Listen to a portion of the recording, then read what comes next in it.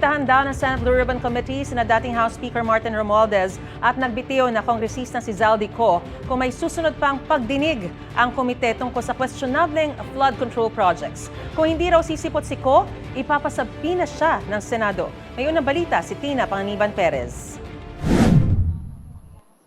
Nakikipag-ugnayan na si House Speaker Faustino Boji III sa Department of Justice para sa agarang pagpapabalik sa bansa kay dating Ako Bicol Party List Representative Zaldy Co. Kung hindi niya po ito masasagot at iiwasan niya, lalabas lamang po siyang guilty.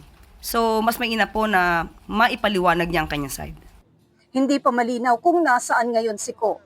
Pero nauna nang lumabas sa mga ulat na wala na siya sa Amerika at umano'y nasa bansang Spain. Sinisimula na rin ng Ako Bicol Party List ang proseso sa pagpapalit kay Co. Ang kanilang third nominee na si Attorney John Almario Chan ang hahalili raw sa kanya. Tinanggap na ni Speaker D ang resignation ni Co. Kaya nawala na rin daw ng jurisdiction sa kanya ang House Ethics Committee kung saan naghain si Congressman Toby Tiangco ng ethics complaint laban sa kanya. Pero sa ilalim ng RA 3019 o ang Anti-Graft and Corrupt Practices Act, nakasaad na hindi pwedeng payagan ang sinumang opisyal ng gobyerno na magbitiw o magretiro sa gitna ng isang investigasyon o nakaambang kaso laban sa kanya para sa alinmang paglabag sa probisyon ng batas. Hinihingi namin ang tugon ng liderato ng Kamara ukol dito. Kung si Cebu 5th District Representative Duke Frasco ang tatanungin, hindi lang dapat si Co ang panagutin, kundi maging ang Ako Bicol Party List na anya'y naging kasangkapan para maisakatuparan ang pag-aabuso. Dapat daw humarap din ang Ako Bicol Party List sa investigasyon, parusa at kung kinakailangan, diskwalifikasyon. Sabi naman ni Ako Bicol Party List Representative Alfredo Garbin Jr., bagamat hindi nagiging panangga ang resignation, nananatili anyang walang bahid ang Ako Bicol Party List.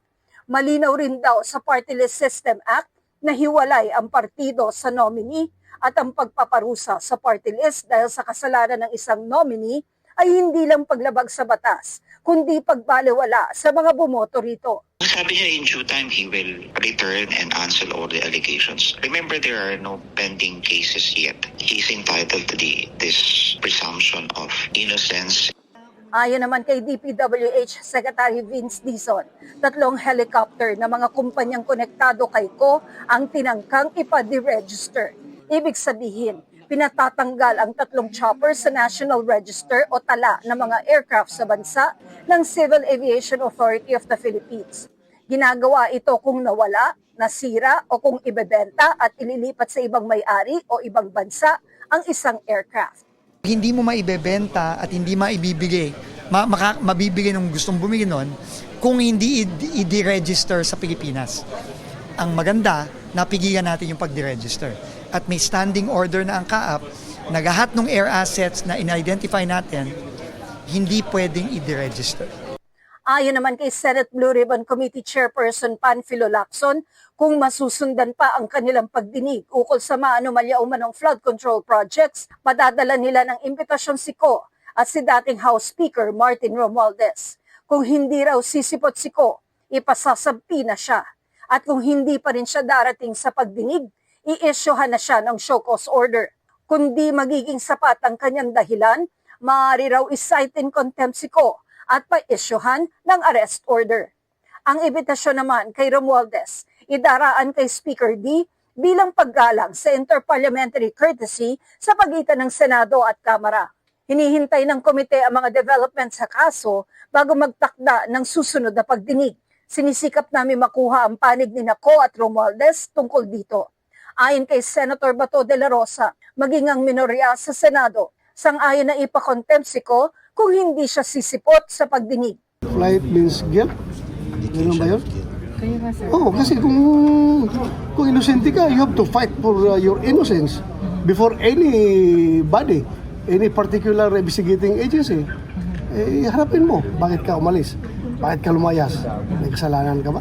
Kung magpumilit daw si Co na magtago sa ibang bansa, baka raw mag-aya siya kay dating Bamban Tarlac Mayor Alice Guo na inaresto sa Indonesia noong September 2024. Ang basehan noon ng pag-aresto kay Guo, ang arrest order ng Senado dahil sa ilang beses na di pagdalo ni Guo sa mga pagdinig. Wala pang warrant noon para sa iba pang mga kasong kinakaharap ni Guo kaugnay sa mga pogo. Arrest order coming from the Senate, not from the court, that compelled her to be delivered back to the Philippines. Ito ang unang balita.